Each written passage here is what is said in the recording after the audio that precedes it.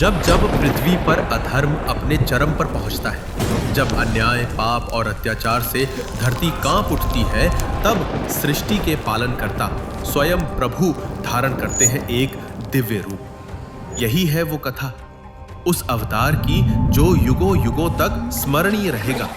एक ऐसा अवतार जो न केवल शक्ति और पराक्रम का प्रतीक है, बल्कि सौंदर्य, करुणा और प्रेम का भी मूर्त रूप है।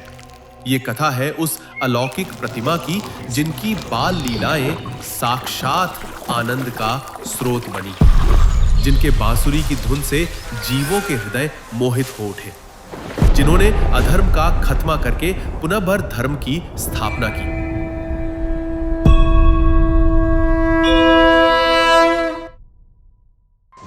ये कहानी शुरू होती है एक अलौकिक आकाशवाणी से, जो किसी के जीवन को भय और विनाश के गर्त में धकेल देती है, मानो एक चेतावनी।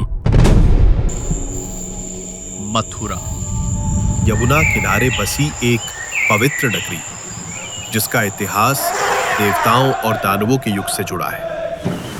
ये वो भूमि थी जहां धर्म और अधर्म का संघर्ष अपने चरम सीमाओं पर था।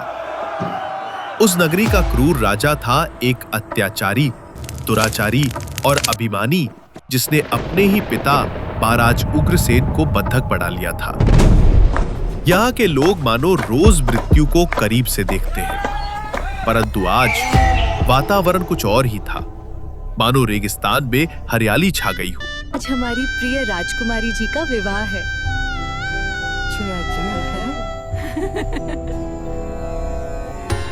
आज कंस की एकमात्र बहन देवकी का विवाह यदुवंश के महान राजकुमार वासुदेव के साथ संपन्न हो रहा था। कंस, जो सामान्य रूप से क्रूर और कठोर हृदय का था, आज अपार आनंद में मग्न हुआ था। विवाह के पावन बंधन के बाद जब कंस स्वयं अपनी प्यारी बहन को विदाई देने के लिए रथ में ले जा रहा था, तभी आकाश मंडल में एक दिव्य आकाशवाणी हुई। कंस, तुम्हारे पाप का घड़ा भर चुका है। जिस बहन का तुम आनंद मना रहे हो, उसका 8वां पुत्र तुम्हारी मृत्यु का कारण बनेगा और इस संसार को तुम्हारे अत्याचार से मुक्त करेगा। मैं वचन देता हूं, देवकी के गर्भ से उत्पन्न हर संतान को स्वयं अपने हाथों से आपको समर्पित करूंगा। आप केवल मेरी धर्मपत्नी के प्राण बख्श दीजिए। ठीक है, तुम सत्यवादी और वचन के पक्के हो वासुदेव, परंतु जब तक मेरा कार्य समाप्त नहीं हो जाता, तुम दोनों गजराज बंदी गृह में बंदी बनकर रहोगे। स्मरण रहे, हर जन्म के पश्चात मैं स्वयं आऊंगा और हर संतान की आत्मा को यहां से निकालूंगा।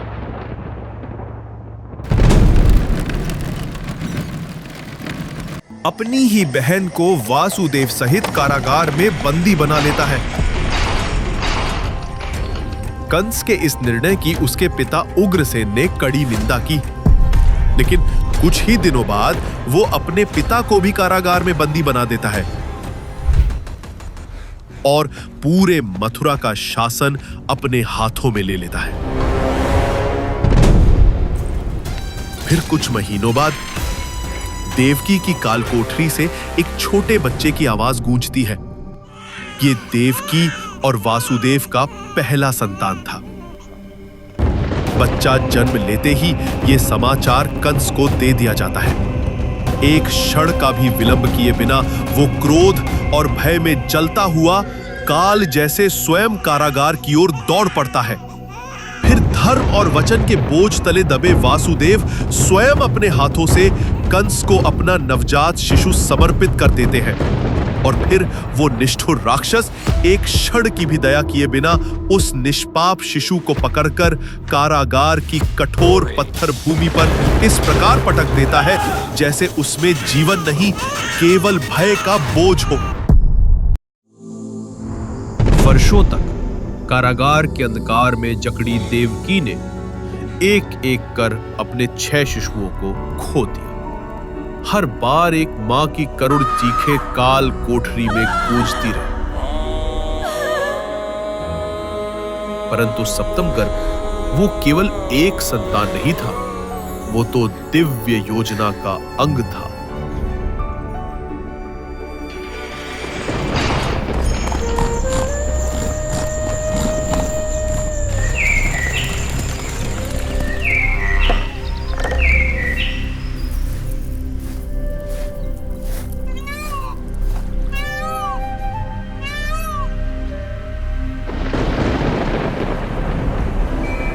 स्वयं भगवान ने उसकी रक्षा का विधान रचा। योग माया ने अद्भुत लीला रचते हुए उस गर्भ को देवकी की कोख से स्थानांतरित कर रोहिणी के गर्भ में स्थापित कर दिया। और अगली ही प्रभात कंस की मति जैसे भ्रमित हो और अपने भय तथा क्रोध से व्याकुल होकर काल कोठरी की दीवारों पर उग्रता से प्रहार करने लगा। पत्थरों पर घूंसे बरसाते रहे, मानो वो अपने भाग्य को तोड़ना चाहता। लेकिन अभी अष्टम शिशु का जन्म लेना बाकी था। कुछ महीने बीत गए और फिर वो दिव्य रात्रि आई जब आकाश में नक्षत्रों की छाया कुछ और ही संकेत दे रही थी। दिशाएं स्तब्ध थी, पवन भी जैसे थम चुका था। सृष्टि मानो प्रतीक्षा कर रही थी उस घड़ी की जब स्वयं नारायण मानव रूप में पृथ्वी पर पदार्पण करने वाले थे। फिर आई वो घड़ी कृष्ण पक्ष की अष्टमी तिथि के मध्य रात्रि। देवकी के कारागार में एक उज्जवल रोशनी की किरण फूटी, जैसे सहस्र सूर्यों का तेज एक साथ प्रकट हो गया हो। फिर कुछ ही क्षणों में भगवान एक शिशु के रूप में जन्म लेते हैं। तुरंत उस प्रकाश के बीच स्वयं नारायण का दिव्य रूप, नीलांबरधारी श्रीवत्स चिन्हित वक्षस्थल, चरणों में कमल, आंखों में अनंत करुणा, भगवान विष्णु ने अपने चतुर्भुज रूप में दर्शन दिए। मधुसूदन, आप स्वयं आए हैं।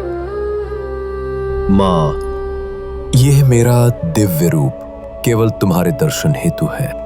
मैं अब एक सामान्य शिशु का रूप धारण करूंगा ताकि अधर्म का नाश हो और धर्म की पुनः स्थापना हो।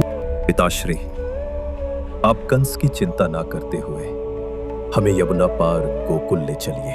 वहां अपने भाई नंद की सुरक्षा में मुझे छोड़ आइए और उनकी वहां जन्मी पुत्री को यहां ले आइए। और उसी क्षण विष्णु का चतुर्भुज रूप अंतर्ध्यान हुआ और देवकी के सामने एक निर्दोष मनमोहक शिशु लेटे थे, जो बनने वाले थे युग पुरुष लीलाधर श्री कृष्ण। प्रभु, क्या करना है ये तो बता दिया, लेकिन कैसे करना है ये नहीं बताया। मैं तो बेड़ियों में जकड़ा हूं, कैद के इस कारागार से बाहर कैसे जा पाऊंगा।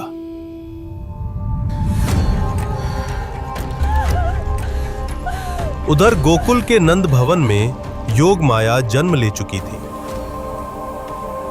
वह जन्म लेते ही उनके रोने की आवाज से पूरा गोकुल गहरी नींद में सो गया। क्षण भर भी किसी ने योग माया को देख नहीं पाया।